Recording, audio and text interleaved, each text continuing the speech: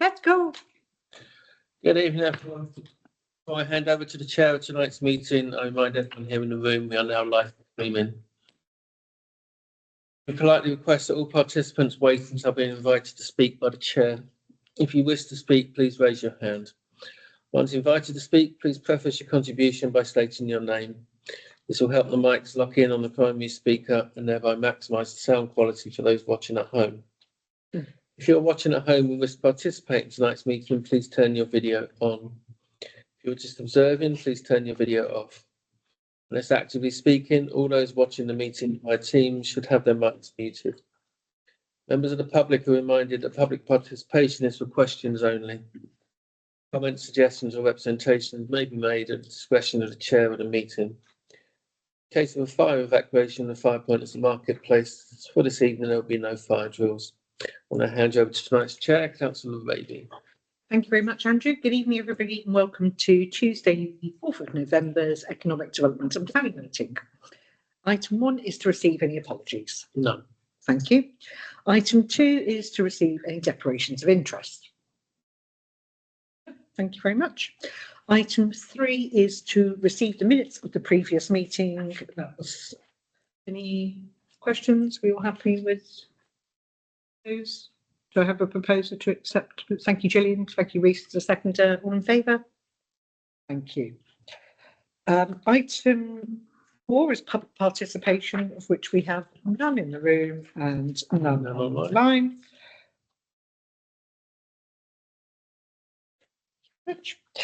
So we move on to item 5, which is planning considerations. Planning considerations, members are to note that when responding to these applications, consideration should be given to the Melksham Joint Neighbourhood Plan, the Wiltshire Core Strategy and the National Planning Policy Framework. Our first item is 6.1, in fact it's our only application this evening, which is application number 2025-07875, which is for 31 Methuen Avenue for a front and rear ground floor extension.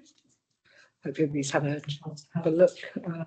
My observations are it's pretty standard. Yeah, there's a porch already on the front of the house, so the front extension is really affecting that. It doesn't affect the neighbours to any great extent. No comments either from any of the consultees, which were all the neighbours. I'm happy to propose that we second. Have no objections. Thank you, Reese. All in favour? Thank you. Moving on to item 7, which was planning decisions, and I'll just quickly run through both of these. So they were 2025-06407 for Church Walk. It was approved. We had no objections. And application 2025-06939 again was approved, and we had no objections. Item 8 is appeals. Now, the first two, which were applications 202-07097 and 2024-10674. These are two applications which sit outside of our town council boundary, but obviously as a consultee on anything which affects the town as a whole. So they are for Snarton Lane and Woodrow Road. These have been appealed and are going to appeal. I can't remember which way round it was. One was in February and one was, I think, earlier than that. Obviously, Melksham Without will be making representation on both of these, as will Wiltshire councillors. Phil Alford called in the Woodrow Row application. Yeah, there's about a week or so difference, so I would think that the Snarton Farm ordinarily would come before the inspectorate before then, but it would depend on the complexity of the case. I think both of them have been given quite a lengthy amount of time for the appeal process. Yes. Yeah. So I guess for us, it's the case of our comments still stand, and nothing has changed at this point. In their application, it is purely appeal on them having their applications turned down. They are quite big appeals in that they're going to obviously land south of Snarton was never on the plan. And it's the date of the neighbourhood plan coming into effect, isn't it? So this will potentially create a precedent going forward. So they will be two very important appeals. However, the third one, which is 2025050997, which is for 1 Philip Close, Melksham, those are a little bit more complicated because this has been appealed due to timings in terms of how long it has been sat with planning for and not been looked at. They had some consultation. They were asked to make some adjustments to the application, which they have. However, they haven't actually made all the adjustments to the application that we asked for. One in particular, there is nothing in there that states anything about the EV charging provision, which again, for any application that came from, I think it was July 2022, should have EV charging infrastructure. That is still missing from this appeal. So I think we would respond that our comments still stand exactly the same as they went in before in terms of the size of the development. It is a very small dwelling. There have been a number of objections from neighbours. So unless anybody else has anything else to add, I would suggest that we reiterate our objections from previously. Yeah, it's a bit peculiar, really, that okay, we had objections against it, but that what is otherwise a relatively straightforward application should not, should have missed the determination date. It's very strange. Obviously, and that's not something that we have any. No.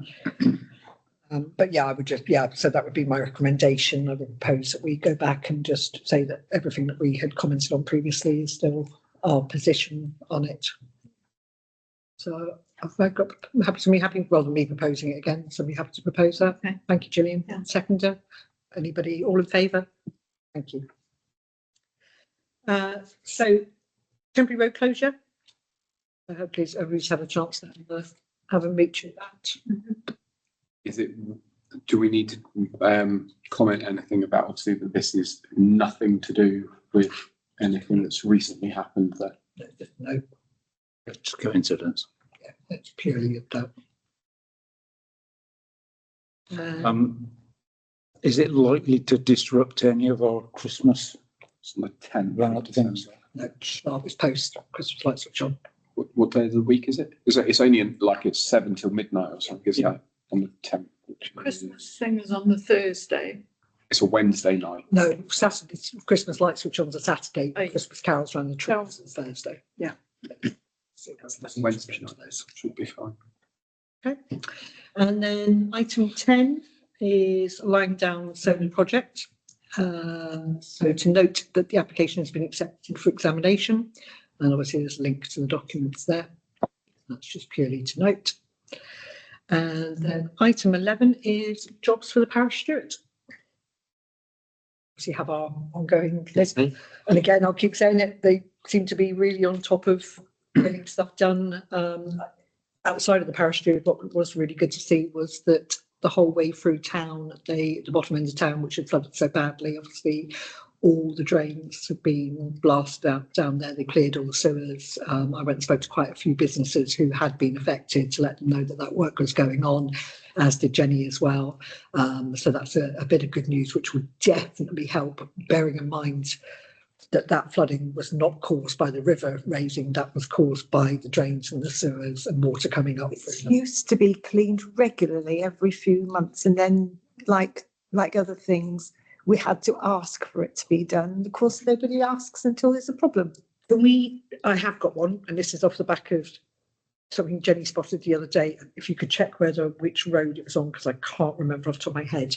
I know when I went out with Stuart Renfrew, we spotted quite a lot of very blocked up drains with vegetation. Jenny had found some when she was out on Sunday.